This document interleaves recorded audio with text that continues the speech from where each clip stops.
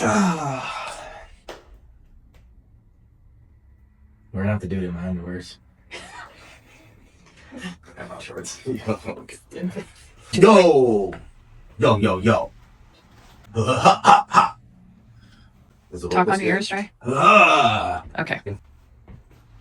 3, 2, 1. Welcome back to another episode of Tattoos and Whiskey with the Grouch. Today we have a special guest. He's top 3 kids in my life. He's just turned 21, and this is a special episode where we're going to have our first whiskey together on camera. So, before we get started, we're going to remember to like, share, subscribe. Let me introduce Andre. Andre, just introduce yourself, let people know who you are, and then how about just a little description of what we're doing for the tattoo today. Okay. I'm Andre. I work at InCal Social. I'm Pablo's son and Aaron's son also. And we're doing a piece, art piece by Keith Haring. Yes, so it's we'll get a little bit of visual of the piece, and a big portion of today's episode is going to be about how art is in your life and the music and the things that you kind of molded who you are as a person. So we're gonna as you can see, we don't have a whiskey here because I didn't want to bring it out before he got here because I didn't want him looking at it. So let me pull it out. This is it. Do you know who this is? Prince? Mercer and Prince. All right, so we're gonna be doing Mercer and Prince today. So I want you to just read this little thing and who signed it. Oh, Rocky. Fuck yeah. That's dope, actually. No, I didn't know he had this. All right, so it's, this is a whiskey that was created with the help of art musician Aesop Rocky, who's one of Andre's favorite artists. So we'll talk about that too. He's supposed to be going to the concert here in June to go see him. So I figured it fits perfect for today's tattoo and whiskey. So why don't we leave this here? We'll talk about a little bit more about it when we get back, and then we'll start that tattoo. Sound good? Yep. All right, so Sounds great.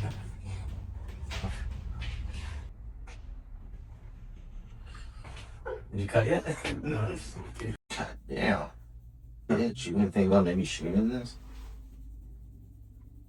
It's part of the experience, right? Sorry. I think that's the guyest paper towel I've ever felt. Oh, quit already.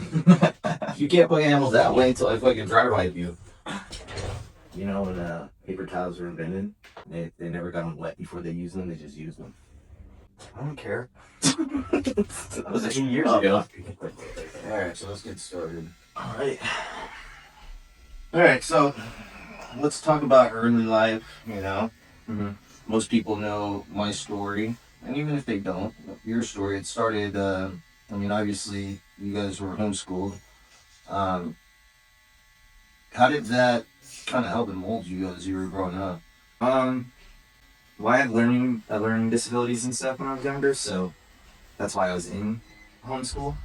But my mom just taught me how to work through just any situations that I was placed in.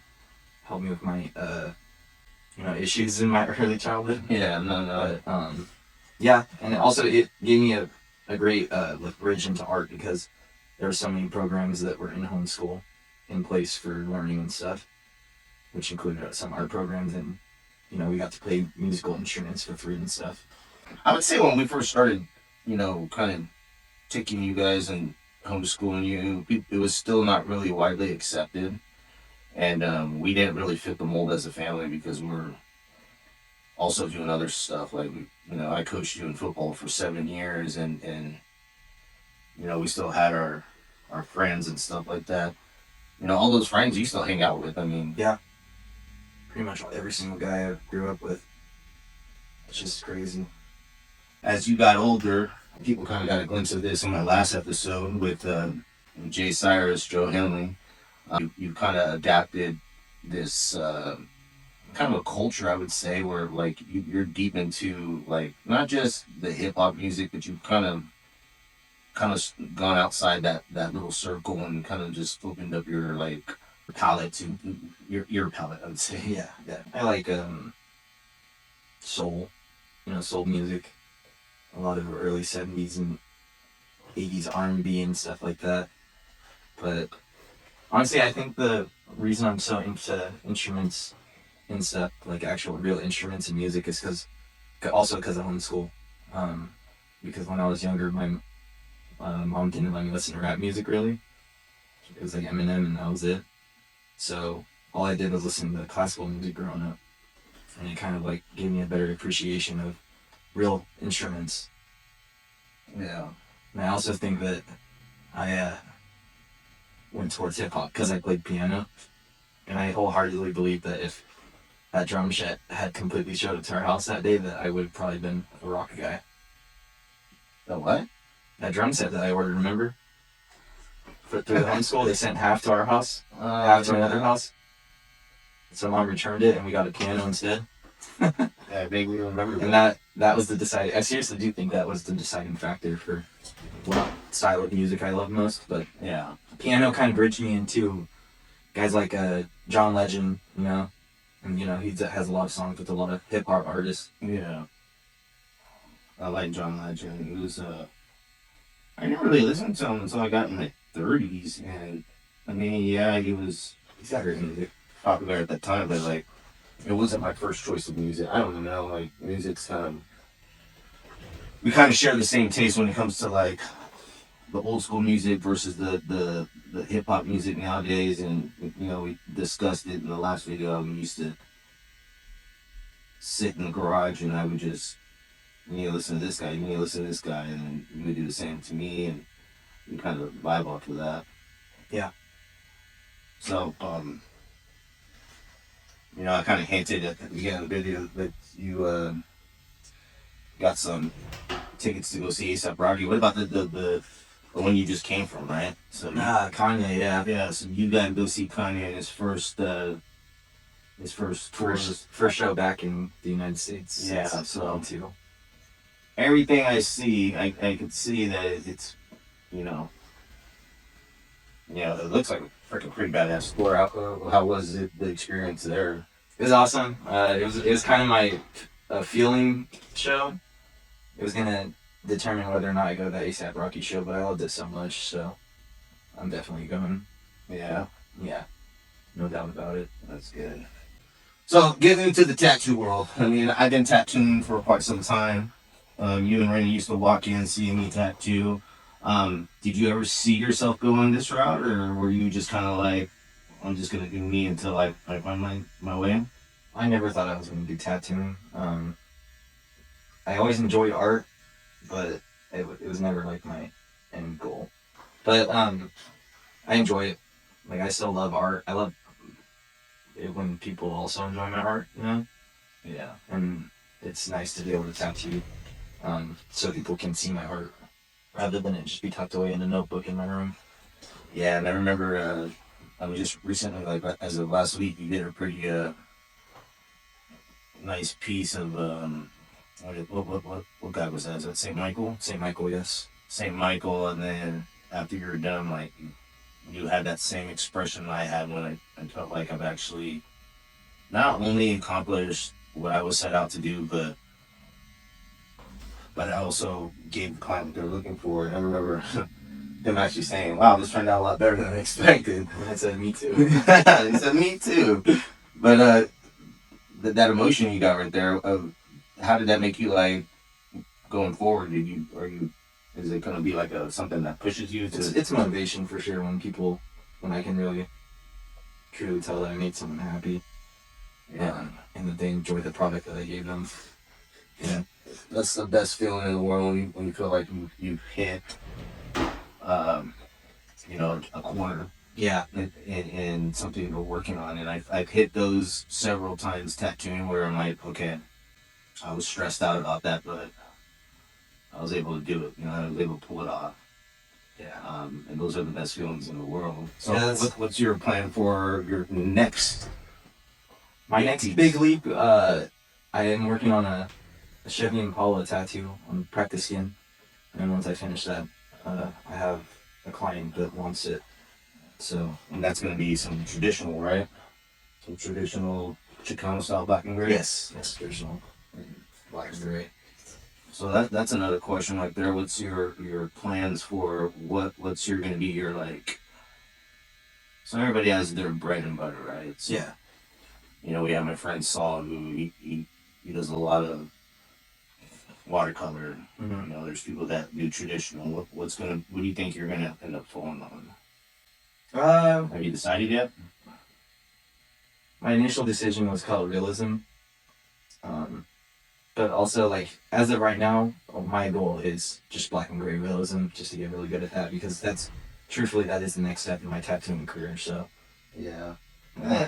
my script is good now, and, you know, I'm happy with it, but black and gray realism can use some work still. So, as of right now, that. Well, I always tell people too, and they don't understand it until they do it. Like, there's stepping stones with tattoos. Absolutely. Like, you definitely have to learn how to do everything just so you could get, you know, the experience. Like, I tell people all the time, if you could do a black and gray tattoo design, you could convert that into color, and you'll have the starting blocks to get into color. Mm-hmm. Exactly. I really do think it's a stepping stone in the process of doing color realism. Yeah.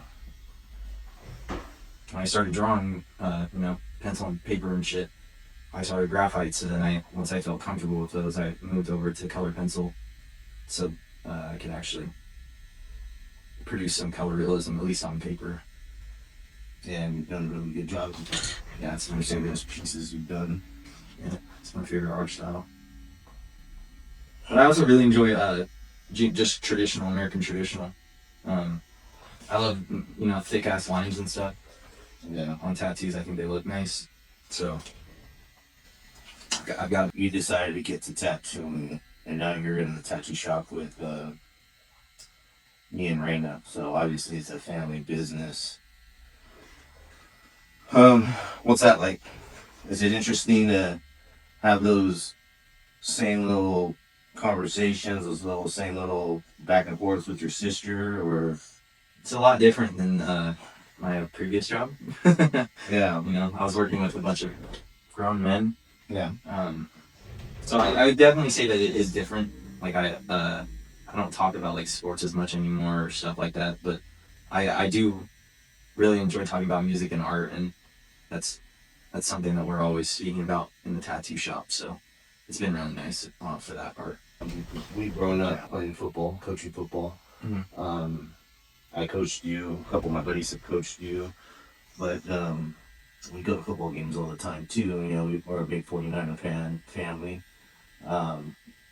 What's our plans this year? What are we doing this year? Are we traveling or what? We're going to the Broncos Niners game. Where's that? That's going to be a big group. It's in the Niners Stadium, so we got to go to that. I mean, Sean's going, Austin's going, so we'll have our whole friend group. Mm-hmm. I'd imagine Rowan too. I don't know. Well, I mean, I will say, hey, SoFi Stadium was pretty sick. I've always said that. Like, I've had this like idea once you turn 21 that we were gonna be able to go and do things because there's no limits. You know what I mean? Yeah. We could go to a town and then we could go to a bar afterwards and stuff like that. There's no limits of where you could be. So I mean, it'd be nice to find a place where we could travel this year and maybe moving forward, and then that'd be dope. Once Carlo turns 21, he could ride with us too. Although he's not really into football, deep into football, I mean, still it's all right. Experience with your kids, you know what I mean? Uh-huh. All right, so let's talk about music a little bit. You have to make a choice of what musician you could rap like, and who would produce that album. I don't know who I'd want to rap like. There's something cool, different. I think the easy answer is Jay-Z for me to be able to rap like. Mm-hmm. Production, I'm going with the Neptunes for sure. They're my favorite production crew. But I want that early 2000s, like front end style, or Allure, Yeah, something like that. I love those types of songs. But also underrated, Malice from Clips. I'd like to rap like him. He's got some raw ass bars. yeah. Or Kanye production. Like if Kanye was producing it, then I'd want to rap like fucking Common or something. Those two go together like bread and butter. I would like to say thanks to you. I got some of my music floating around like jobs. What do you mean? Some of my songs like that I created when I was younger. With Oh yeah, Frank. yeah. I sent it to Red. Oh, now it's everybody has it. Yoshi has it. Everybody loves it too. Yeah, it's kind of fun. Dude, I told you it was a good song. What did he say? What did Yoshi say? When I first listened to it, I was like, damn, this is actually pretty good. Yoshi said something. He said it sounded like somebody. Like it was like really a compliment. Yeah. But yeah, so I used to do the music, and then I know we will always try to give you guys like the opportunities with music. Like I remember having to. I mean, now that I'm an adult, or I was an adult, but now that you guys are all grown up, I can appreciate the times. But at the time, hearing you guys rocking out as loud as you guys possibly can inside my vehicle with your mom was like ear piercing. But so like we've always kind of had this like love for music. Um, all of us. I mean, we've all gotten to different genres at this point. Carlo, uh, he kind of bounces around between. Kind of sits in the metal / Mexican, Yeah. like Spanish style. Yeah, It's so crazy how he doesn't even speak Spanish and he could super appreciate the yeah. music. But you know what? It's not weird. I did like that my whole life too, though. Yeah. Like I could sit down and listen to Mexican music, and like there is nothing better than listening to Mexican music live, where there's a whole band. Yeah. It's not even mariachi. It's like a fucking like a band, and then you have that. Like I said, I love live instruments so much more than anything else. It's like a 30-man band, and I've been to some concert where there's like 6 trumpets, fucking 2 trombones, 5 guitars, like, and like you need all that to make that music come alive. I know, but it's pretty sick. Yeah, it's just kind of cool how you guys all kind of just, I always give your mom credit for what she did with you guys during that homeschool time because, most people, and like I said, we didn't fit that mold because your mom was walking around with tattoos. Yeah. When we went to some of those school events, and we all looked a little bit different than the normal homeschooler then. But yeah, your mom kind of pushed you guys to be like, hey, let's do something that we don't do. What do you think about trying this class? You know what I mean? Yeah. You guys did those things. Yeah, I took a ceramics class when I was like 10 years old. I remember I made an Angry Bird tile. I thought it looked stupid, so I hid it. And somehow mom got it and brought it home and didn't show it to me. But I ended up seeing like 3 years later. I will say though, one thing with mom is she didn't. I'll keep it completely real, honestly. She didn't really inspire any of my music taste, but she did teach me at a young age that to like what I like and don't care about what other people think. So she did give me the confidence to go and, when it comes to the music part, that's listen to what I want. And, if someone says, fuck that song, just turn blind eye. If you like it, you like it. Well, you get a lot of that kind of is how my music taste grew. So you get that a lot too out there. People want to judge you by your music, and it's just like for example, I just went to Starbucks, right? Mm-hmm. And this 40-year-old guy pulled up right at the bank at the ATM withdrawal, and he's listening to some heavy ass music, and it's so loud. And I was just like, does it need to be that loud? And then I was just thinking, why am I judging this guy? He's in his movie, and I'm over here trying to weigh in on it. Oh yeah, that's how they do you know what I mean? Yeah. Me and my mom just talked about that today, that everybody's living their movie. They're the main character. And sometimes people want to overstep and tell you how you should live your life. And when you have somebody who loves you and can tell you don't fall to other people judging you, that's inspiring, as well as to give you so much confidence. Yeah. And I think that's something I miss growing up. My closest friends all call me gay for the music I listen to, and it doesn't affect me, It's just whatever. Yeah, but they're closet gay. So A$AP Rocky in June. Do you know anything about his type of concerts? How it'll play out? Or they? From what I've heard, it's gonna be crazier than the Kanye concert I went to, which I'm not really surprised. He has more quote on quote rage music in comparison to Kanye. And also he's best friends with Tyler the Creator, and Tyler the Creator lives in LA, so my hopes is that maybe Tyler comes out for a song or two. Yeah. He was just on the album, so That would be sick. yeah. And I got to see Travis Scott and Lauryn Hill at the Kanye concert, so that was pretty sick. You know, so we all know what Kanye's kind of been involved in, and he's still not getting, you know, a whole lot of support. I've seen 2 videos of 2 people that were at his concert, and on their podcast have denied going. They denied going? Yeah. Because they're worried about their fucking careers, you know what I mean? That's so stupid. It's sad. I mean, like, I get it. I get what people feel about that situation, but at the same time, it's kind of like, but lying, come on. Lying and being there, like, it's pretty fun. I don't know. I enjoyed it. Everybody that was there enjoyed it. That's all that matters. We live in an age where it's hard to be perfect, I would say. Very easy for people to point fingers and make you feel like you can't, you know, fall hardships. Yeah, you can't fall and get back up, and they just want to bring you down. So I don't know. That's my feeling with anything. You know what I mean? Yeah. How do you feel about the tattoo right now? Is it hurting? Oh, no, it's not that bad. Honestly, the one above his head, those 3 lines are actually the worst so far. They're just kind of these ones. Yeah. Yeah.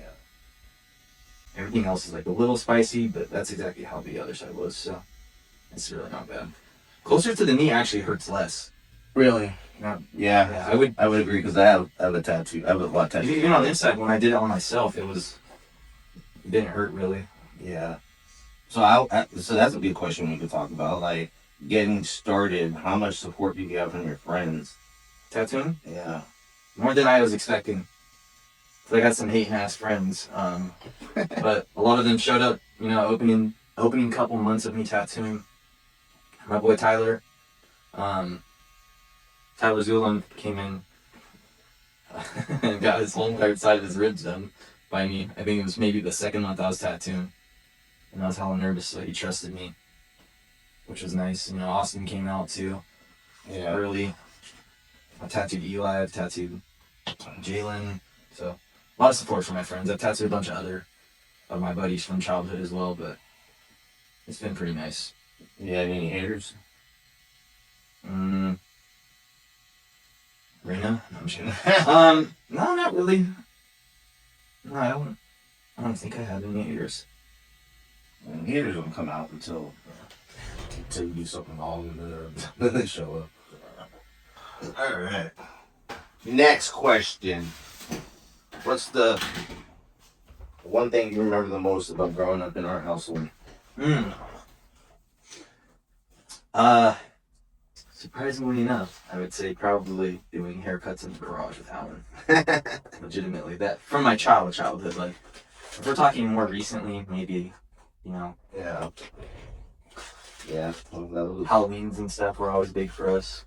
So, for good time. Just shit like that. Yeah. You know, when we had our football family, it was nice to, you know, kids needed a haircut. Alan would come through. You know, we would all barbecue together. And those were like some of the better years because you guys were young and we were all just kind of enjoying life. Enjoying life. And I really do think that's what it was. It felt like, I feel like partying every weekend isn't even possible anymore with how expensive food is. Oh yeah, we used to barbecue almost every week. That's what I'm saying, bro. It's crazy. Now it's like, oh, we're having hamburgers. Like, woo! It's almost cheaper to go out.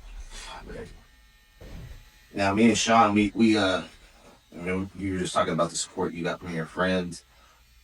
Me and Sean, when he was getting ready to deploy for, I think it was his 3rd or 4th tour in Afghanistan, you and Austin used to come over, and Sean would do Tattoo Tuesdays, which consisted of, you know, every Tuesday he would come over. We'd all eat, you know, tacos, kind of like as a family. Or steak or something. Yeah, and I would tattoo Kim, while you and Austin played outside and did your guys' thing, and then when you started tattooing, that was that Austin's first tattoo? No, you did the dog tags on his chest prior. No, the first tattoo you did on him. Yeah. Was the tattoo Tuesday. It's the only tattoo I think actually. Yeah, so I've done on him. you're able to give him a tattoo Tuesday. This needle's dead. I hate when that happens. Happens to me too sometimes. It gets stuck in the Yeah, I know. needle, so I feel like they've gotten worse as my career has gone. The needles just they're not what they used to be. So, I don't know. I'm not gonna blame the needle, but I'm gonna blame the needle. So back to what we were saying, you guys took our tattoo Tuesdays. I actually even said, like, what? That was me and your dad's. And he's like, we were there too. And I was like, he's got a point. Yeah, that's what I'm saying. You guys were there. That was our thing too. Yeah. Yeah, you guys knew. That's how I became good friends with Austin now. I mean, Yeah. at least better friends. Like, we'd already been good buddies prior. Yeah. Yeah. I remember during COVID, me and him hung out almost every single day. You and him were. It was hilarious. You guys were like brothers growing up, and you want to talk sometimes because you guys are fighting over stupid shit. Rocket League. Pretty much. Yeah, I know. Well, I've seen videos of people, they take like a 5-round shader, and because it's round, you can just run it all the way through, but I imagine that also hurts a lot more. You want to try it? Do you want to try it? I have it right here. Sure. It's not bad at all, actually. It's fine. Yeah, when you picked this design, I was like, this is a hard design to have a conversation and tattoo because it's a lot of lines. That's what I was thinking. It's like, oh God, I'm gonna be holding my breath in the middle of having a conversation. What has been the hardest thing for you to kind of pick up in tattooing? I don't think it's one specific thing in general, but maybe just learning different skin textures. You know, that's honestly one of the hardest things. Because you can flawlessly blend on one person's skin, and then the next person's got alligator scales, and it's fucking their needles jumping off their skin. So. Yeah, and I actually did a 70-year-old lady yesterday, and 70. Yeah, the lady came in yesterday. I don't know if that's right. Yeah, but the whole tattoo looked good, except when I got to the side where like the sun hits it a lot, it kind of was leathery. And like it did not, like the needle was bouncing off the skin almost, and I was just like, God. And it took me a minute to work it in, but that's the type of stuff that, you know, when people say, "Oh, he does good tattoos, but man, he did one bad one" or something like that. I mean, sometimes it can be just as simple as, you know, that person's skin is just different, and they didn't take it. I mean, I always talk about Stephanie Moe, how her skin just it receives black and gray so well. And then, who was it that there was somebody here who was getting some color, and the color was going in their skin so good. One person that I recall having really good ink pigmentation was you did the devil with the whiskey glass. Oh yeah, he was fucking soaking the ink right on in. Yeah. And yeah, and then he came in for another. Miguel Salinas too, actually. Yeah, he came in for another tattoo, and the yellow held up. And those are like, it also sucks that you have to have those conversations as a tattoo artist for some people when, you know, they come in, but they have very, very dark skin, and they're asking for a color tattoo, and you have to be able to have a communication like, hey, this is not going to work. It's not going to work for you, unfortunately. And then you have to try to have that conversation without sounding like an ass. Because it's, you know, sometimes it's not what they want to hear. But I think for me, it's easier to have this conversation because I'm dark.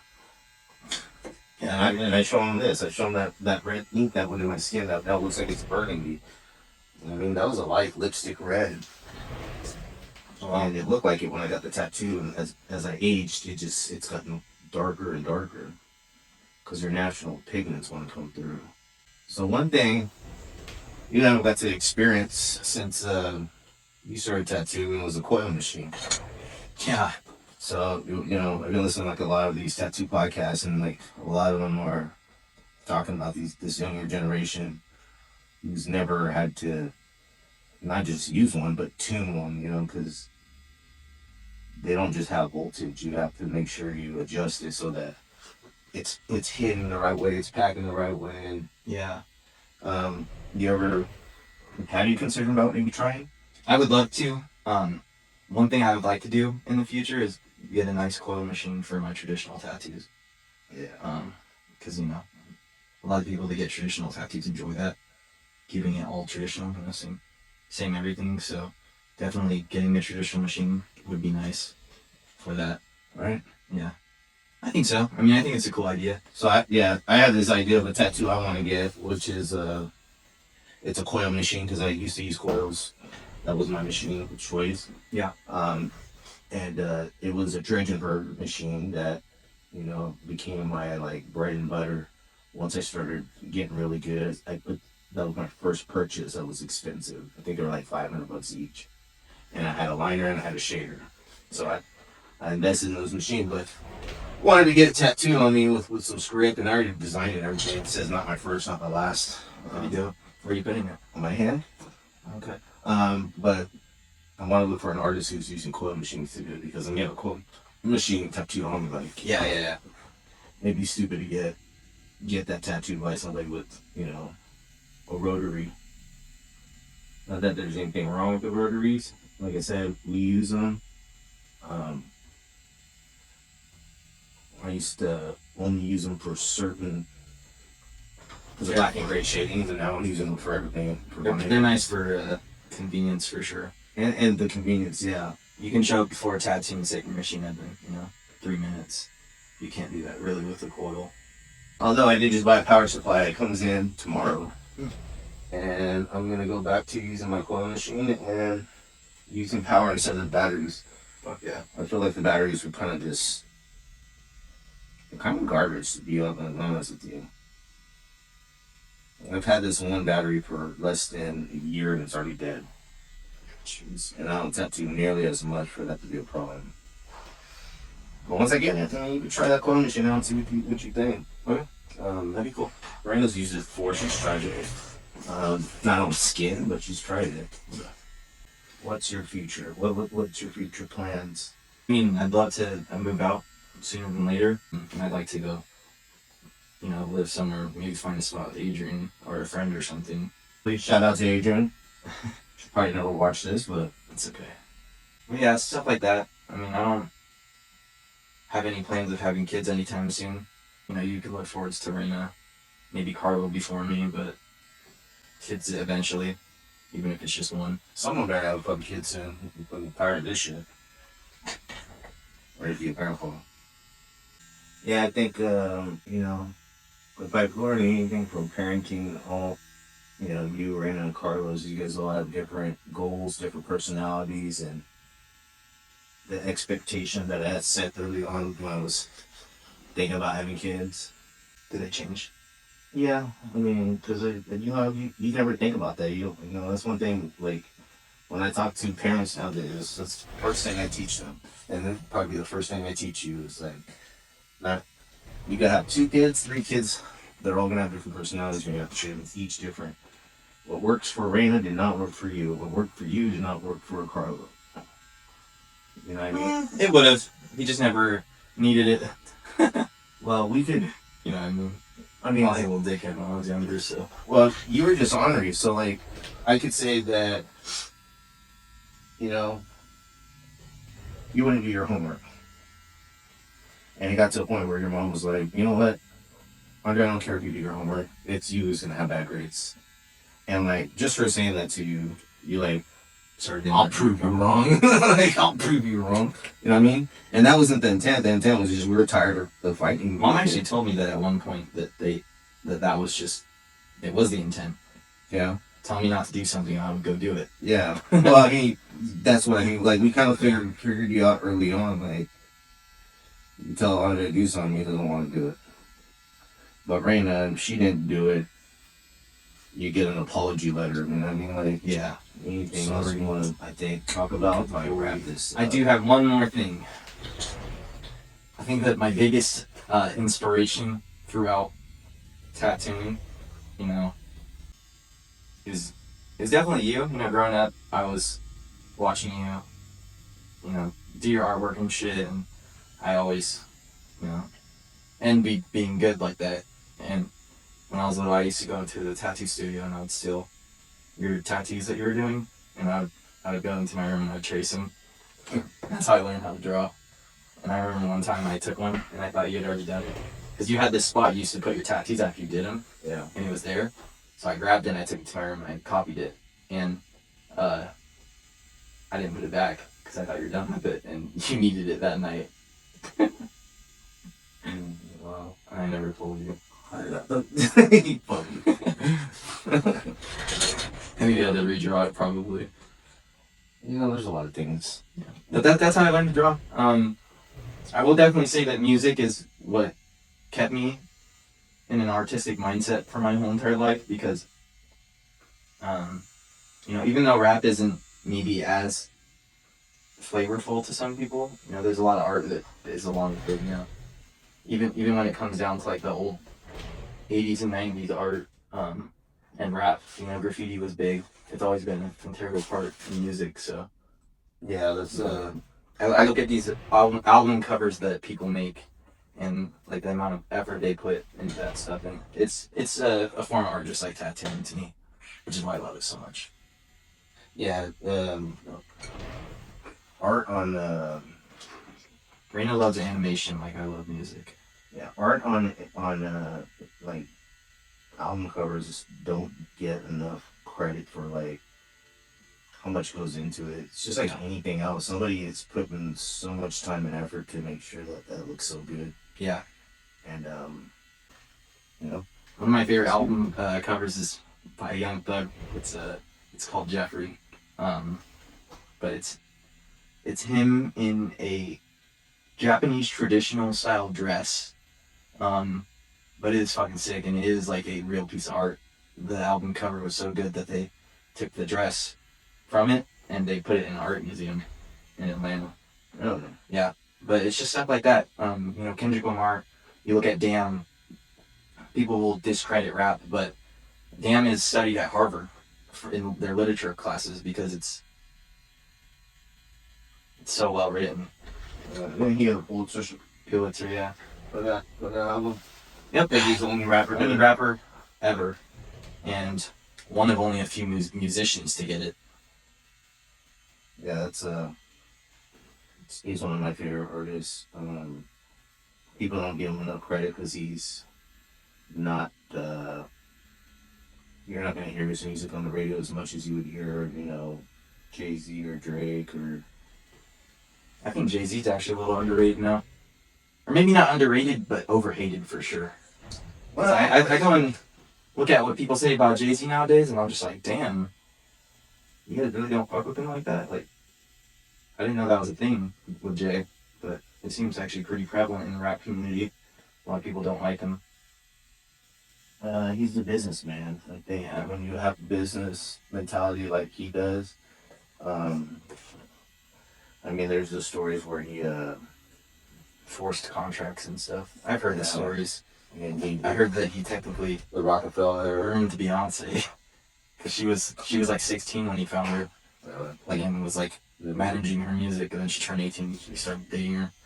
Never heard that one, but It's true. You can look it up. well, I know he did. I mean, I don't know about the grooming. I know he probably started dating her, but Yeah. No, I mean, like I said, all I know for sure is he definitely did manage her at one point, and he definitely started dating her right when she turned 18. So that hurts.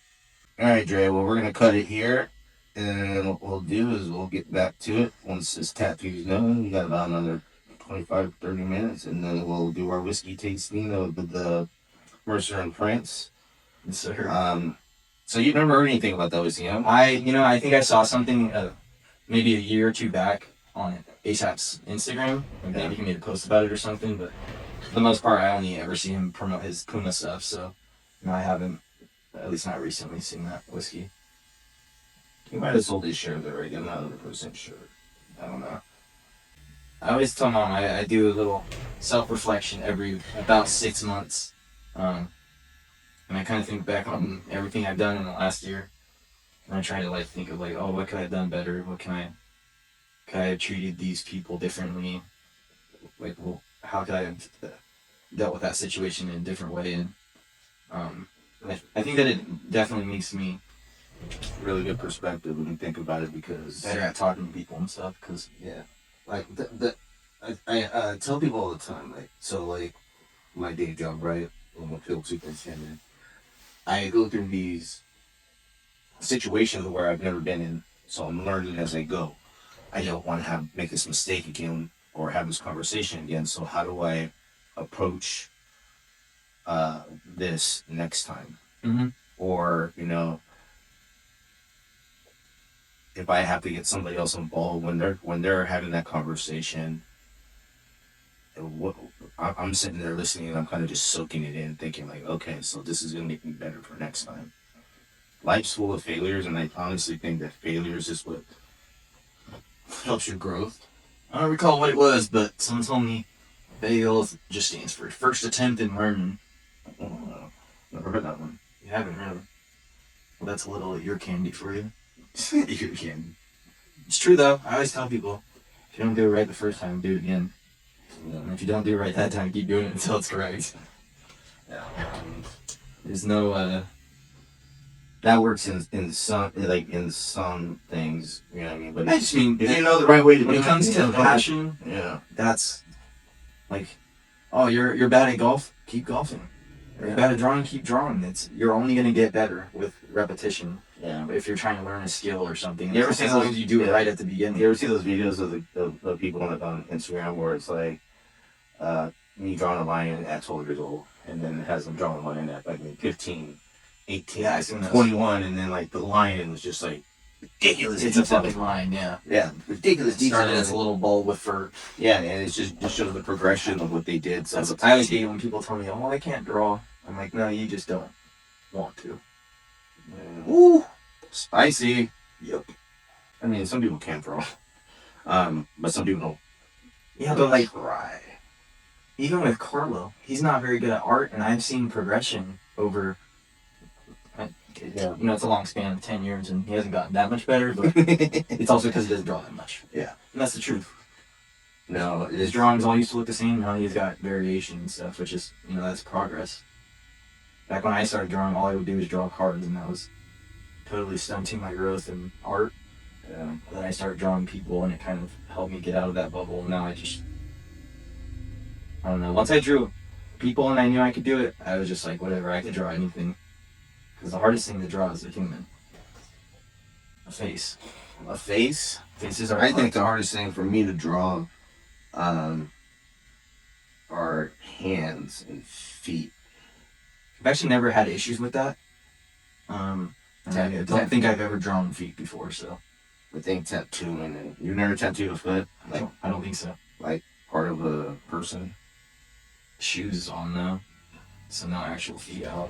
Yeah, that's one of the things in tattoo that like you always see the worst. Like someone will put like two big toes on the same side of the feet, like they're both on the right side, like on like Ink Master and shit. Like people do it. Like it's hard. That's bad. Stars, crosses. Like crosses is the hard thing to tattoo. When people say, "Oh, it's just a cross," I'm like, "Oh, it's just a cross." They're just like two straight lines. I just want to cross, and it's like a line like this big. You're Yeah. like, fuck. Yeah, it's just a I've had a cross. couple of those. You spend more time figuring out how you're gonna slide your finger along it. Yeah. No, if you have anything, you can just bring it up too. That's not how it usually works. I actually do wonder what got you into tattooing. So when I was a kid, out of high school, with your mom, I was like intrigued by it. I wanted to do it. The internet wasn't as extreme as it is now, where everybody's selling stuff online. Mm-hmm. So like, the tattoo industry was still kind of pretty locked down. Like it was either you worked at a tattoo shop or you didn't. And they get kept that shit alive. Yeah, they get keep kept. So, me and your mom were working, and I would look at this book that had tattoo equipment in it, and like I kid you not, dude, it was like $5,000 to get started. And I was just like, dude, that was so much. And then we started a family, And then at that point, it was like, when any dreams you had of doing something different, that kind of locked in where you're at. That's another thing I'm worried about having kids with. One of my dreams is to, I don't even care about releasing, but just to make my own music. And I kind of wanted to experience that just before I have kids, you know? Yeah. That's like my final, what I think is really what I want my hobby to be when I get older. So Yeah. I'd like to start the hobby a little bit before I have kids.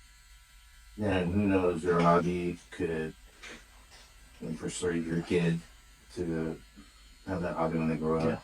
Yeah. My hopes is that if I can't become a musician, I could make one. Or at least, create another me that has the same What was that? That line music. What's that line from 2 Chainz? I want to put a singer in there so I could do a bangoo with her. But yeah, that one fucking doesn't feel good.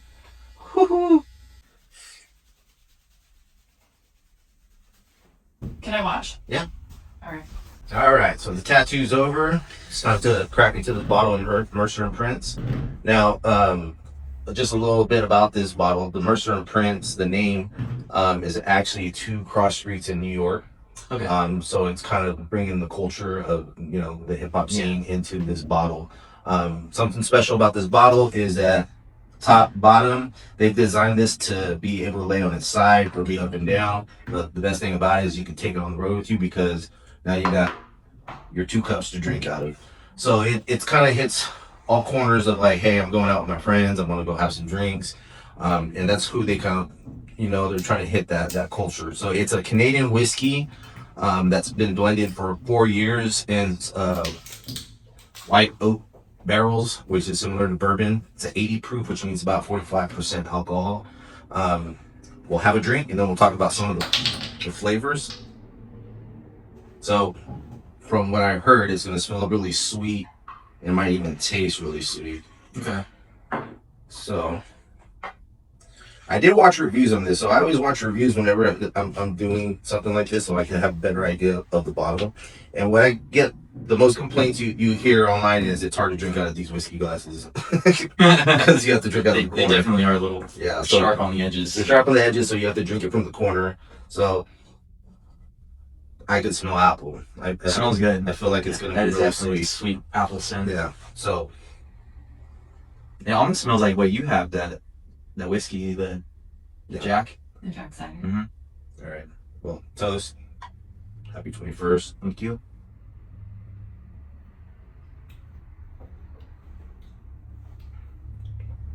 Okay.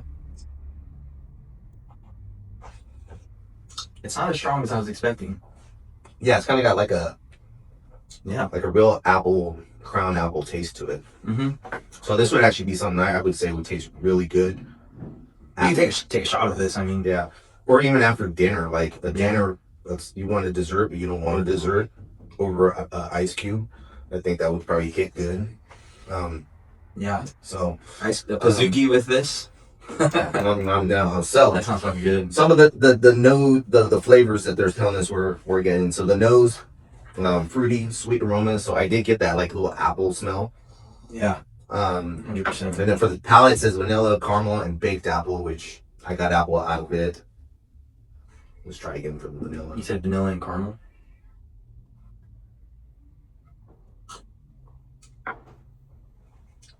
It tastes caramel a little. I was about to say, I think out of everything, I was getting a little bit of a hint of the caramel. And then the almost like a caramel apple pop whiskey. There you go. If that makes sense. Not as sweet, but yeah. And it's good. As far as spice, you got a little bit of cinnamon, some baking spice. I can get the cinnamon. Then finish, it's smooth, clean, easy to drink. It's probably because it's got a low proof that it's easier to drink. Yeah. 100%. You start getting over the 100 proof, that's when you start getting the real spiciness. But this will definitely be on the shelf. This will be something that me and my son will eventually drink till the end. Mm-hmm. So now that we've done the tattoo, we'll post a picture of that tattoo. You drank the whiskey. We got the $1 million question. Okay. Everybody gets a $1 million question. Ask one question. You have to figure out how to answer it. Okay. $1 million question. Did your mom really stick her finger in your butt? I don't like this. No, we gotta tell the story. So this has been like in conversations since it. She didn't actually do it, but her finger definitely grazed the front edge. You know. How old were you? She was on the front edge of the bunker. If you she was right there. How old was I? I was probably 10. 10. You weren't. No, you had to have been younger because I was carrying you. I was tiny when I was 10. I wasn't even 5 feet tall when I entered high school. I promise you were carrying me back then. Wow. I was like almost exactly 5 foot right when I got into high school. So I don't look like a weirdo. She was carrying me, and I had her new mug in my hand, and she'd carry me with both arms, and I started slipping, and she was holding me by my leg area, and as I was slipping, her arm fell lower. And she tried to near the butt area, and when her finger ended up, applying pressure right there, I dropped the mug and it shattered. And I felt like shit because of it. She tried to turn him into Kermit the Frog. Yeah. Just a little hand Finger puppet, yeah. All right. So, I like real quick, would you this. like to try a drink, Aaron? Do you want to come and make a presence? I really do think this is the closest thing I've had to the whiskey that you drink. Yeah. Some. Even smelling it, it's not strong. Like, I already have a stomachache, but isn't oh my goodness. With it, you're on camera. This is ridiculous.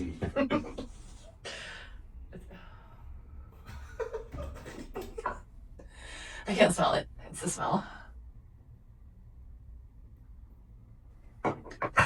Is it really that strong? All right, get out of here. She didn't have to pout. Oh my gosh. Okay, let me tell it. I taste caramel. Mm-hmm. I got caramel and cinnamon off rip. Tastes like alcohol. Tastes like if alcohol out of a bottle was mixed with caramel. Yeah. I like it. That's what I taste. I enjoyed it. When I was a kid, we used to get these drinks. What was it? I think they were Smirnoff Ice. Smirnoffs.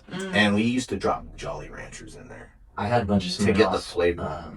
When I lived in San So Diego. I can see your take on that. Because John loves Smirnoffs. I don't know why. We always got the orange Smirnoffs, so we were drinking orange Smirnoffs and Coors Banquets the whole time I was there. Yeah. I would. I really do. Can we stop rolling now? No, I'm not done. No, I have. All right, Okay. so Look at me. we are done. Crazy. We are done. I'm just about to get down on some stories. So, once again, if this is your first time, like and subscribe. If it's your second, third, fourth, still do it because anything helps. Next month, I don't know who my Tattoos and Whiskey will be, but we'll have another bottle to review and share some stories. So, once again, thank you, and we'll see you next month. Thank you.